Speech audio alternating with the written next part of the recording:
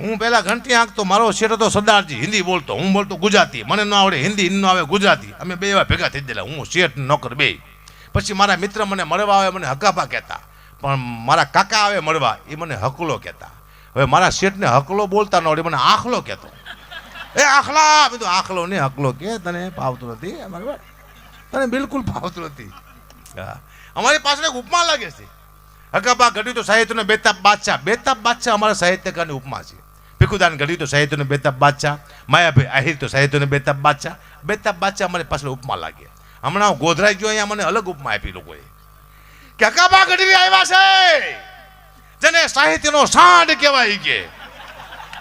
કે સાંડ નો કહેવાય, બાદશાહ કહેવાય. એ કે અહીંયા સાંડ મોટો છે. 1 કલાક સાંડ થઈને મારે બોલવું પડ્યું. એ લોકો એને મોટો કહેતા હતા. બોલો. હા, પછી હું સાસણગીરમાં, હું કીર્તિભાઈનો પ્રોગ્રામ હતો, મેં કીર્તિભાઈ બે તો અહીંયા વરસાદ આવેલો, અહીંયા સાસણગીરમાં મારો પ્રોગ્રામ, અહીંયા શિષ્ટ સાહિત્ય મારો હતો. એને મને રજૂ કર્યો, પણ રજૂ કરતા આવડ્યો નહીં. રજૂ કર્યો મને કે હવે આપણે હકાબા ગઢવીને સ્ટેજ માથે રમતા મૂકી કે. મેં કીધું પેલા હું મેરડીમાંનો બોકડો છું, રજૂ કરો, પણ અલગ અલગ સમજો.